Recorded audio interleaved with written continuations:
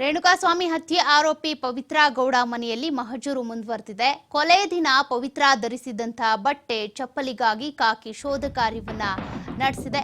ಈ ಸಂದರ್ಭದಲ್ಲಿ ಅಂದ್ರೆ ಕೊಲೆ ಸಂದರ್ಭದಲ್ಲಿ ಯಾವ ಬಟ್ಟೆ ಯಾವ ಶೂ ಅನ್ನ ಅಥವಾ ಚಪ್ಪಲಿಯನ್ನ ಧರಿಸಿದ್ರು, ಅದಾದ ಬಳಿಕ ಏನಾದ್ರೂ ಬದಲಾಯಿಸಿದ್ರ, ಮನೆಗೆ ಬಂದ ತಕ್ಷಣ ಬಟ್ಟೆ ಬದಲಾಯಿಸಿ ಮತ್ತೆ ಚಪ್ಪಲಿ ಬದಲಾಯಿಸಿ ಆ ಚಪ್ಪಲಿಯನ್ನ ಅಕಸ್ಮಾತ್ ಎಸೆದ್ರ ಅಥವಾ ಅಲ್ಲೇ ಇದೆಯಾ, ಸಿಸಿಟಿವಿಯಲ್ಲಂತೂ ಒಂದಷ್ಟು ರೆಕಾರ್ಡ್ ಆಗಿರುತ್ತೆ ಹೋಗುವಂತ ಸಂದರ್ಭದಲ್ಲಿ ಯಾವ ಬಟ್ಟೆ ಮತ್ತೆ ಚಪ್ಪಲಿ ಧರಿಸ್ಕೊಂಡು ಹೋಗಿದ್ರು ಅಂತ. ಹಾಗಾಗಿ ಮಹಜರು ಮಾಡೋದಕ್ಕೆ ಮುಂದಾಗಿದ್ದಾರೆ. ರೇಣುಕಾಸ್ವಾಮಿ ಮೇಲೆ ಮೊದಲು ಹಲ್ಲೆ ಮಾಡಿದ್ದೆ ಪವಿತ್ರ ಗೌಡನ ಅನ್ನುವಂತ ಅನುಮಾನ ಕೂಡ ಇದೆ. ಯಾಕೆಂದ್ರೆ ಶೆಡ್ಗೆ ಕರೆ ತಂದ ತಕ್ಷಣ ಪವಿತ್ರ ಗೌಡ ಕಾಲಿಗೆ ಬಿದ್ದು ತಪ್ಪಾಯ್ತು ಅಂತ ಕ್ಷಮೆ ಕೇಳಿದ್ರು ಕೂಡ ರೇಣುಕಾಸ್ವಾಮಿಗೆ ಬಿಡ್ಲಿಲ್ಲ, ಹಲ್ಲೆ. ಹಾಗಿದ್ರೂ ಕೂಡ ಚಪ್ಪಲಿಯಿಂದ ಪವಿತ್ರ ಗೌಡ ಹೊಡೆದಿದ್ರಂತೆ. ಅದರ ಬಗ್ಗೆ ಕೂಡ ಮಾಹಿತಿ ಲಭ್ಯ ಆಗಿದೆ. ಹಾಗಾಗಿ ಆಗ ಪವಿತ್ರ ಧರಿಸಿದ್ದಂತ ಚಪ್ಪಲಿ ಯಾವುದು, ಯಾವ ಚಪ್ಪಲಿ ಹಾಕೊಂಡಿದ್ರು ಅನ್ನೋದನ್ನ ಕೂಡ ಪತ್ತೆ ಮಾಡೋದಕ್ಕೆ ಅಂತ, ಸೀಸ್ ಮಾಡೋದಕ್ಕೆ ಅಂತ ಪೊಲೀಸರು ಈಗ ಸ್ಥಳ ಮಹಜರು ನಡೆಸ್ತಾ ಇದ್ದಾರೆ. ಪವಿತ್ರ ಮನೆಯಲ್ಲಿ ಹಲ್ಲೆ ನಂತರ ನೇರವಾಗಿ ತಮ್ಮ ಮನೆಗೆ ಪವಿತ್ರ ಗೌಡ ಹೋಗಿದ್ರು. ಹೀಗಾಗಿ RR ನಗರದಲ್ಲಿರುವಂತಹ ಪವಿತ್ರ ಗೌಡ ನಿವಾಸದಲ್ಲಿ ಪೊಲೀಸರು ಮಹಜರು ಮಾಡ್ತಾ ಇದ್ದಾರೆ. ಆಕೆ ಅವತ್ತು ಧರಿಸಿದ್ದಂತ ಬಟ್ಟೆ ಯಾವುದು, ಯಾವ ಚಪ್ಪಲಿ ಧರಿಸ್ಕೊಂಡಿದ್ರು, ಯಾಕಂದ್ರೆ ಹಲ್ಲೆ ಮಾಡಿರುವಂತದ್ದು ಚಪ್ಪಲಿಯಿಂದಾನೆ ಅಂತ ಮಾಹಿತಿ ಕೇಳಿ ಬಂದಿರೋದ್ರಿಂದ ಆ ಚಪ್ಪಲಿ ಯಾವುದು ಅಂತ ಪತ್ತೆ ಹಚ್ಚೋದಕ್ಕೆ ಕೂಡ ಪೊಲೀಸರು ಮುಂದಾಗ್ತಾ ಇದ್ದಾರೆ. ಆ ಸ್ಥಳದಲ್ಲಿ ಇದ್ದಂತಹ ಸಂದರ್ಭದಲ್ಲಿ ಚಪ್ಪಲಿ ಧರಿಸ್ಕೊಂಡಿದ್ರಲ್ಲ ಅದರ CCTV, ಅದೇ ರೀತಿಯಾಗಿ ಮನೆಗೆ ಬಂದಂತ ಸಂದರ್ಭದಲ್ಲಿ ರೆಕಾರ್ಡ್ ಆಗಿರುವಂತದ್ದು ಇರ್ಬೋದು, ಮನೆಯಿಂದ ಹೊರಗೆ ಹೋಗುವಂತ ಸಂದರ್ಭದಲ್ಲಿ ರೆಕಾರ್ಡ್ ಆಗಿರುವಂತ ದೃಶ್ಯ, ಇದೆಲ್ಲವನ್ನ ಕೂಡ ಕಲೆ ಹಾಕಿ ತಾಳೆ ಹಾಕಿ ನೋಡ್ಲಾಗುತ್ತೆ ಅದೇ ಚಪ್ಪಲಿನ ಅದೇ ಬಟ್ಟೆನ ಅಂತ. ಹಾಗಾಗಿ ಸ್ಥಳ ಮಹಜರಿಗೆ ಮುಂದಾಗಿದ್ದಾರೆ. ಈ ಸ್ಥಳ ಮಹಜರು ಸಂದರ್ಭದಲ್ಲೂ ಕೂಡ ಏನಾದ್ರೂ ಸಾಕ್ಷಿಗಳು ಲಭ್ಯವಾಗ್ತಾವ, ಅವತ್ತು ಧರಿಸಿದ್ದಂತ ಬಟ್ಟೆ ಹಾಗೂ ಚಪ್ಪಲಿ ಸಿಗುತ್ತಾ, ಅದನ್ನು ಕೂಡ ನೋಡ್ಬೇಕಾಗುತ್ತೆ.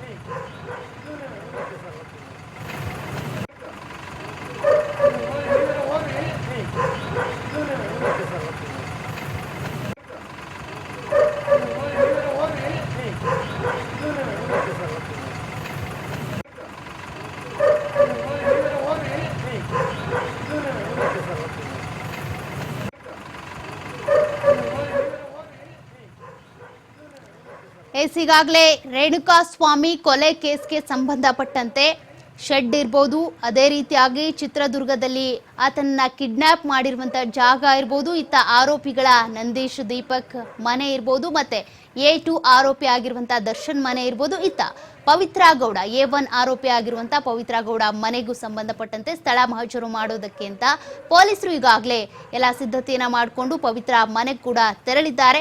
ಪವಿತ್ರ ಮನೆಯಲ್ಲಿ ಈಗಾಗಲೇ ಈ ಹಲ್ಲೆಗೆ ಸಂಬಂಧಪಟ್ಟಂತೆ ಮೊದಲು ರೇಣುಕಾಸ್ವಾಮಿಯನ್ನ ಶೆಡ್ನಲ್ಲಿ ಹಲ್ಲೆ ಮಾಡಿದ್ದು ಪವಿತ್ರನೇ, ಚಪ್ಪಲಿ ಏಟ್ ಕೊಟ್ಟಿದ್ರು ಅನ್ನುವಂತ ಮಾಹಿತಿ ಇದೆಯಲ್ಲ. ಹಾಗಾಗಿ ಮನೆಯಿಂದ ಹೊರಡುವಂತ ಸಂದರ್ಭದಲ್ಲಿ ಅಂದ್ರೆ ಮೊದಲು ರೇಣುಕಾಸ್ವಾಮಿಯನ್ನ ಕಿಡ್ನಾಪ್ ಮಾಡ್ಕೊಂಡು ಕರ್ಕೊಂಡು ಬಂದ ತಕ್ಷಣ ದರ್ಶನ್ ಮನೆಗೆ ಹೋಗ್ತಾರೆ. ದರ್ಶನ್ ಮನೆಗೆ ಹೋದಂತ ಸಂದರ್ಭದಲ್ಲಿ ಪವಿತ್ರ ನಾನು ಇಬ್ರು ಕೂಡ ಆ ಶೆಡ್ಗೆ ಬರ್ತೀವಿ, ಪಟ್ಟಣಗೆರೆ ಶೆಡ್ಗೆ ಕರ್ಕೊಂಡು ಹೋಗಿ ಅಂತ ದರ್ಶನ್ ಸೂಚನೆ ಕೊಟ್ಟಿದ್ರಂತಲ್ಲ, ಆ ಸೂಚನೆ ಮೇರೆಗೆ ಶೆಡ್ಗೆ ಹೋಗಿರುವಂತದ್ದು. ಅದಾದ ಬಳಿಕ ಪವಿತ್ರ ಹಾಗೂ ದರ್ಶನ್ ಶೆಡ್ಗೆ ಹೋದ್ರಲ್ಲ, ಆ ಸಂದರ್ಭದಲ್ಲಿ ಪವಿತ್ರ ಕೂಡ ಯಾವ ಬಟ್ಟೆಯನ್ನ ಧರಿಸ್ಕೊಂಡು ಹೋಗಿದ್ರು, ಯಾವ ಚಪ್ಪಲಿ ಹಾಕೊಂಡು ಹೋಗಿದ್ರು, ಯಾಕೆಂದ್ರೆ ಹಲ್ಲೆಗೆ ಬಳಸಿರುವಂತದ್ದು ಪವಿತ್ರ ಗೌಡ ಚಪ್ಪಲಿಯನ್ನ ಅಂತ ಮಾಹಿತಿ ಲಭ್ಯ ಆಗಿರೋದ್ರಿಂದ ಆ ಚಪ್ಪಲಿಯನ್ನು ಕೂಡ ಪತ್ತೆ ಮಾಡಿ ಸೀಸ್ ಮಾಡಲಾಗುತ್ತೆ, ಆ ಚಪ್ಪಲಿಯನ್ನು ಕೂಡ ಸಂಗ್ರಹ ಮಾಡ್ಕೊಂಡು ಹೋಗ್ಲಾಗುತ್ತೆ. ಹೀಗಾಗಿ ಪವಿತ್ರ ಗೌಡ ಮನೆಯಲ್ಲಿ ಏನೆಲ್ಲ ಸಾಕ್ಷಿಗಳು ಲಭ್ಯವಾಗಬಹುದು, CCTV ಫುಟೇಜ್ ಇರ್ಬೋದು, ಅದೇ ರೀತಿಯಾಗಿ 30 ಲಕ್ಷ ವ್ಯವಹಾರಕ್ಕೆ ಸಂಬಂಧಪಟ್ಟಂತೆ ಅಂದ್ರೆ 30 ಲಕ್ಷ ಕೊಟ್ಟು ಡೀಲ್ ಮಾಡುವ ಮೂಲಕ ಈ ಕೇಸ್ಗೆ ಸಂಬಂಧಪಟ್ಟಂತೆ ಆರೋಪಿಗಳಿಗೆ ಹಣ ಕೊಡೋದಕ್ಕೆ ಅಂತ ಡಿಸ್ಕಷನ್ ಮಾಡಿದ್ರಲ್ಲ, ಆ 30 ಲಕ್ಷ ಕೂಡ ಪವಿತ್ರ ಗೌಡರಿಂದನೇ ಕೊಡ್ಲಾಗಿತ್ತು ಅನ್ನುವಂಥದ್ದು ಕೂಡ ಇದೆಯಲ್ಲ, ಅದಕ್ಕೆ ಸಂಬಂಧಪಟ್ಟಂತೆ ಇರ್ಬೋದು, ಮತ್ತೆ CCTV ಫುಟೇಜ್ ಇರ್ಬೋದು, ಮತ್ತೆ ಈ ಒಂದು ಮನೆಯಲ್ಲಿ ಆ ಸಂದರ್ಭದಲ್ಲಿ ಯಾರಾದ್ರೂ ಇದ್ರ, ಇದೆಲ್ಲದಕ್ಕೂ ಸಂಬಂಧಪಟ್ಟಂತೆ ಮಾಹಿತಿಯನ್ನ ಕಲೆ ಹಾಕ್ತಾ ಇದ್ದಾರೆ. ಈ ಬಗ್ಗೆ ಲೈವ್ ಡೀಟೇಲ್ಸ್ ಕೊಡ್ತಾ ಹೋಗ್ತಾರೆ ನಮ್ಮ ಪ್ರತಿನಿಧಿ ಸಂತೋಷ್ ಪಟೇಲ್. ಈಗಾಗಲೇ A2 ಆರೋಪಿ ಆಗಿರುವಂತಹ ದರ್ಶನ್ ಮನೆಯಲ್ಲೂ ಕೂಡ ಮಹಜರು ಮಾಡಲಾಗಿದೆ. ಅಲ್ಲೂ ಕೂಡ ಒಂದಷ್ಟು ವಸ್ತುಗಳನ್ನ ಪೊಲೀಸರು ಪತ್ತೆ ಮಾಡಿ ಸಂಗ್ರಹ ಮಾಡ್ಕೊಂಡು ಬಂದಿದ್ದಾರೆ. ಈತ A1 ಆರೋಪಿ ಆಗಿರುವಂತಹ ಪವಿತ್ರ ಗೌಡ ಮನೆಯಲ್ಲೂ ಕೂಡ ಸ್ಥಳ ಮಹಜರಿಗೆ ಬಂದಿದ್ದಾರೆ. ಅದರಲ್ಲೂ ಕೂಡ ಹಲ್ಲೆ ಮಾಡಿದ್ದು ಮೊದಲು ಪವಿತ್ರ ಗೌಡನೇ ಚಪ್ಪಲಿಯಿಂದ ಹೊಡೆದಿದ್ರು ಅನ್ನುವಂತ ಆರೋಪ ಕೂಡ ಇದೆ. ಹಾಗಾಗಿ ಈಗಾಗಲೇ ಪೊಲೀಸರು ಅಲ್ಲಿಗೆ ಎಂಟ್ರಿ ಕೊಟ್ಟಿದ್ದಾರೆ. ಇನ್ನು ಎಷ್ಟು ಹೊತ್ತು ಆಗ್ಬಹುದು ಅಂತ ಸ್ಥಳ ಮಹಜರಿಗೆ?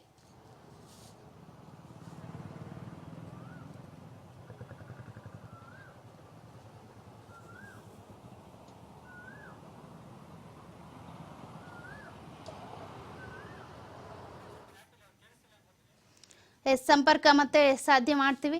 ಈಗಾಗಲೇ ಸ್ಥಳ ಮಹಜರಿಗೆ ಅಂತ ಪೊಲೀಸರು ಪವಿತ್ರ ಗೌಡರನ್ನ ಕರ್ಕೊಂಡು ಪವಿತ್ರ ಗೌಡ ನಿವಾಸಕ್ಕೆ ತೆರಳಿದ್ದಾರೆ. ಪವಿತ್ರ ಗೌಡ ಈ ಒಂದು ಕೇಸ್ನಲ್ಲಿ A1 ಆರೋಪಿ ಆಗಿರುವಂತದ್ದು. ಯಾಕೆಂದ್ರೆ ಈ ಕೇಸ್ಗೆ ಸಂಬಂಧಪಟ್ಟಂತೆ ಸೂತ್ರಧಾರಿಯೇ ಪವಿತ್ರ ಎನ್ನುವಂಥದ್ದು. ಹಾಗಾಗಿ ಇದಕ್ಕೆ ಸಂಬಂಧಪಟ್ಟಂತೆ ಸ್ಥಳ ಮಹಜರಿಗೆ ಪವಿತ್ರ ಗೌಡ ಮನೆಗೆ ಪೊಲೀಸರು ತೆರಳಿದ್ದಾರೆ. ಬಗ್ಗೆ ಡೀಟೇಲ್ಸ್ ಕೊಡ್ತಾ ಹೋಗ್ತಾರೆ ಸಂತೋಷ್. ಈಗಾಗಲೇ ಸ್ಥಳ ಮಹಜರಿಗೆ ಸಂಬಂಧಪಟ್ಟಂತೆ ಒಂದ್ ಕಡೆ ಶೆಡ್ ನಲ್ಲಿ, ಅದೇ ರೀತಿಯಾಗಿ ಚಿತ್ರದುರ್ಗ ಕಿಡ್ನಾಪ್ ಸ್ಪಾಟ್ ಇರಬಹುದು, ಮತ್ತೆ A2 ಆರೋಪಿ ಆಗಿರುವಂತ ದರ್ಶನ್ ಮನೆಯಲ್ಲೂ ಕೂಡ ಸ್ಥಳ ಮಹಜರಾಗಿದೆ. ಇತ್ತ ಪವಿತ್ರ ಗೌಡ ಮನೆಯಲ್ಲೂ ಕೂಡ ಸ್ಥಳ ಮಹಜರಿಗೆ ಪೊಲೀಸರು ಮುಂದಾಗಿದ್ದಾರೆ. ಇನ್ನು ಎಷ್ಟೊತ್ತು ಟೈಮ್ ತೆಗೆದುಕೊಳ್ಳುತ್ತೆ ಅಂತ ಸ್ಥಳ ಮಹಜರಿಗೆ?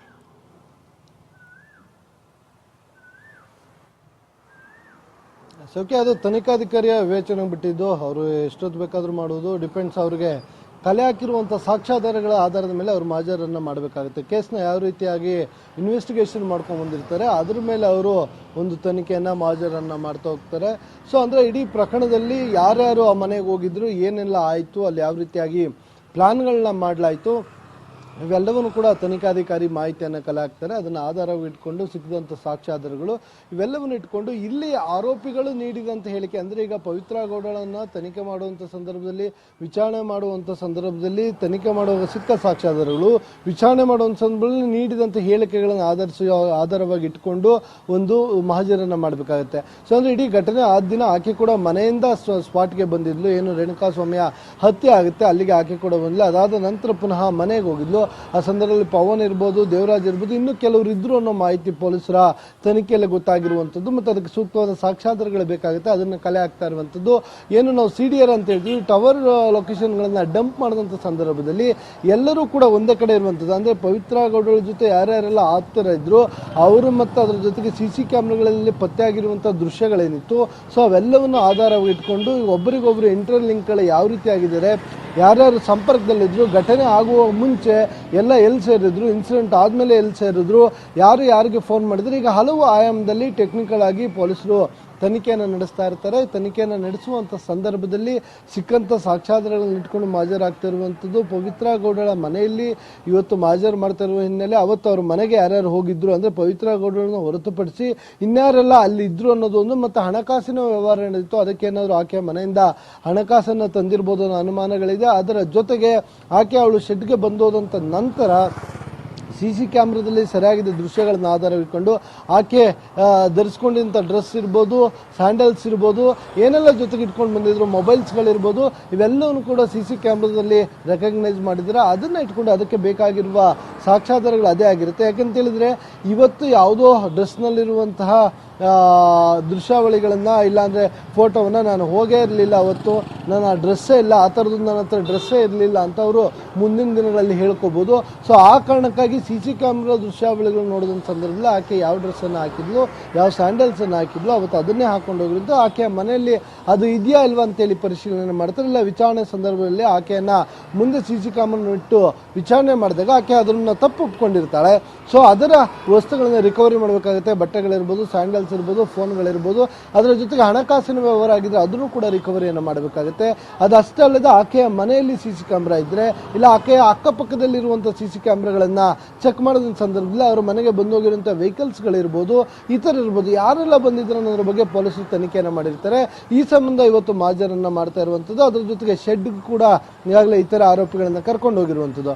ಇದಷ್ಟೇ ಅಲ್ಲದೆ ದರ್ಶನ್ ಅವರನ್ನು ಕೂಡ ಈಗ ಮೈಸೂರಿಗೆ ಕರ್ಕೊಂಡು ಹೋಗುವ ಚಿಂತನೆಯಲ್ಲಿರುವಂಥದ್ದು. ಯಾಕೆಂದರೆ ಅವ್ರನ್ನ ಮೈಸೂರಿನಿಂದ ಅರೆಸ್ಟ್ ಮಾಡಿ ಕರ್ಕೊಂಡ್ ಬಂದಿರ್ತಾರೆ. ಈ ಹಿನ್ನೆಲೆಯಲ್ಲಿ ಮೈಸೂರಿಗೆ ಕರ್ಕೊಂಡೋಗಿ ಇವತ್ತು ಅವರನ್ನು ಕೂಡ ಮಾಜೂರು ಮಾಡುವ ನಿಟ್ಟಿನಲ್ಲಿ ಪೊಲೀಸರು ಚಿಂತನೆ ನಡೆಸಿರುವಂತದ್ದು.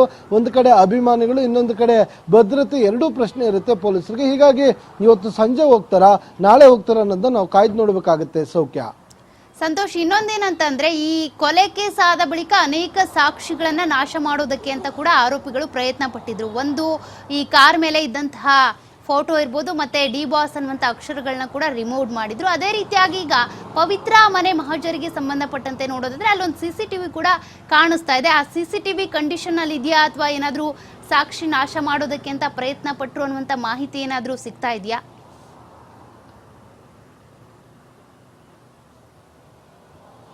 ಸೋಕೆ ಅದು ಪೊಲೀಸರ ತನಿಖಾ ನಂತರ ಗೊತ್ತಾಗಬೇಕಾಗಿರೋ ಹಂತ. ಪೊಲೀಸರು ಈಗಷ್ಟೇ ಮಾಜೂರಿಗೆ ಹೋಗಿರುವಂಥದ್ದು. ಆದ್ಮೇಲೆ CC ಕ್ಯಾಮ್ರಾ ಇತ್ತಾ ಇಲ್ವಾ, ಅದರ DVR ತೆಗೆದುಕೊಂಡು ಹೋಗಿದಾರಾ, ಇಲ್ಲ ಅದನ್ನ ನಾಶ ಮಾಡಿದಾರಾ, ಇಲ್ಲ CC ಕ್ಯಾಮ್ರಾ ವರ್ಕಿಂಗ್ ಅಲ್ಲಿ ಇತ್ತಾ ಇಲ್ವಾ ಅನ್ನೋದೆಲ್ಲೂ ಕೂಡ ಪೊಲೀಸರ ಮಾಜೂರು ಪ್ರಕ್ರಿಯೆ ಮುಗಿದ ನಂತರ ಅವೆಲ್ಲವನ್ನು ಕೂಡ ಚೆಕ್ ಮಾಡಿಸ್ಬೇಕಾಗತ್ತೆ. CC ಕ್ಯಾಮ್ರಾ ವರ್ಕ್ ಆಗ್ತಿಲ್ಲ ಅಂತ ಹೇಳಿದ್ರೆ, ಇಲ್ಲ DVR ಇಲ್ಲ ಅಂತ ಹೇಳಿದ್ರೆ ಏನ್ ಬೇಕಾದ್ರೆ ಹೇಳ್ಬೋದು, ಇರ್ಲಿಲ್ಲ ಅಂತಾನೂ ಹೇಳ್ಬೋದು. ಸೊ ಆದ್ರೆ ಅದನ್ನ ಇತ್ತೋ ಇಲ್ವೋ ಅಂತ ಬರೀ ಮೇಲ್ನೋಟಕ್ಕಷ್ಟೇ ಹೇಳಲಿಕ್ಕಾಗಲ್ಲ. ಯಾಕಂದ್ರೆ ಕೋರ್ಟ್ ಯಾವತ್ತು ಯಾವುದೇ ವಿಚಾರವಾದ್ರೆ ಅದಕ್ಕೆ ಸಾಕ್ಷ್ಯಾಧಾರಗಳನ್ನು ಕೇಳುತ್ತೆ. ಹೀಗಾಗಿ ಎಕ್ಸ್ಪರ್ಟ್ಸ್ ಗಳನ್ನ ಕರೆಸಬೇಕಾಗುತ್ತೆ. ಪೊಲೀಸರು ಎಕ್ಸ್ಪರ್ಟ್ಸ್ ಗಳನ್ನ ಕರೆಸಿ ಅದನ್ನ ಪರಿಶೀಲನೆ ಮಾಡಬೇಕು. ಪರಿಶೀಲನೆ ಮಾಡಿದ ಬಳಿಕ ಎಕ್ಸ್ಪರ್ಟ್ಸ್ ಕೊಡುವಂತಹ ಆಧಾರಯುತ ವರದಿ ಏನಿರುತ್ತೆ ಆ ವರದಿಯನ್ನು ಇಟ್ಕೊಂಡು ಪೊಲೀಸರು ಅದನ್ನು ಕೋರ್ಟ್ಗೆ ಪ್ರೊಡ್ಯೂಸ್ ಮಾಡಬೇಕಾಗುತ್ತೆ. ಅಲ್ಲಿ ಕ್ಯಾಮ್ರಾ ಇತ್ತಾ, ಕ್ಯಾಮ್ರಾ ವರ್ಕಿಂಗ್ ಅಲ್ಲಿ ಇತ್ತಾ ಇಲ್ವಾ, DVR ನ ತೆಗೆದುಕೊಂಡು ಹೋಗಿದ್ರೆ ಇಲ್ಲ DVR ಇತ್ತಾ, ಸೊ ಇವೆಲ್ಲವನ್ನು ಕೂಡ ಪೊಲೀಸರು ಒಂದು ವರದಿಯನ್ನು ಸಿದ್ಧಪಡಿಸಿದ ಬಳಿಕ ಆ ವರದಿ ಥ್ರೂ, ಯಾಕಂದ್ರೆ ಕೋರ್ಟ್ಗೆ ಹೋದಂತ ಸಂದರ್ಭದಲ್ಲಿ ಕೋರ್ಟ್ ಕೇಳುವಂಥದ್ದು ಯಾರ ಮೇಲೆ ಬೇಕಾದ್ರೂ ಆರೋಪವನ್ನು ಮಾಡಬಹುದು. ಆರೋಪ ಸಾಬೀತಾಗಬೇಕು ಅನ್ನೋದಕ್ಕೆ ಸಾಕ್ಷ್ಯಾಧಾರ ಬೇಕು. ಸೊ ಇಲ್ಲಿ ಸಾಕ್ಷ್ಯಾಧಾರ ಇದ್ರಷ್ಟೇ ಇಡೀ ಪ್ರಕರಣದಲ್ಲಿ ಇವರು ಆರೋಪಿಗಳು ಅಂತ ಗೊತ್ತಾಗುವಂಥದ್ದು. ಸೊ ಹಾಗಾಗಿ ಪೊಲೀಸರು ಆ ಬಗ್ಗೆ ಸಾಕ್ಷ್ಯಾಧಾರಗಳು ಏನಿದೆ ಇಲ್ಲ ಅನ್ನೋ ನಿಟ್ಟಿನಲ್ಲಿ ತನಿಖೆಯನ್ನ ಮಾಡ್ತಾ ಇದ್ದಾರೆ. ಸೊ ಹೀಗಾಗಿ ಮಾಜರ್ ಪ್ರಕ್ರಿಯೆಗಳಾಗ್ತಾ ಇರುವಂತದ್ದು. ಅದರ ಜೊತೆಗೆ ಇನ್ನು ಕೆಲವೊಂದು ವರದಿಗಳು, ದಾಖಲಾತಿಗಳನ್ನು ಕೂಡ ಪೊಲೀಸರು ತೆಗೆದುಕೊಳ್ಬೇಕಾಗುತ್ತೆ. ಆ ದಾಖಲಾತಿಗಳು ಎಲ್ಲವನ್ನು ನ್ಯಾಯಾಲಯ ಕೊಟ್ಟರೆ, ನ್ಯಾಯಾಲಯ ಪೊಲೀಸರು ಕೊಟ್ಟಿದ್ದೇ ಫೈನಲ್ ಆಗಿರೋದಿಲ್ಲ, ಅದನ್ನ ಪರಿಶೀಲನೆ ಮಾಡಬೇಕಾಗುತ್ತೆ. ಎಕ್ಸ್ಪರ್ಟ್ಸ್ಗಳು ಯಾರು ಕೊಟ್ಟಿರ್ತಾರೆ ಅದನ್ನ ಚೆಕ್ ಮಾಡಬೇಕಾಗುತ್ತೆ. ಸೊ ಇವೆಲ್ಲವನ್ನು ಚೆಕ್ ಮಾಡಿದ ನಂತರ ಮುಂದಿನ ಪ್ರೊಸೀಜರ್ ನಡೆಯುವಂಥದ್ದು. ಸೌಖ್ಯ. Thank you Santosh live ಡೀಟೇಲ್ಸ್ಗೆ.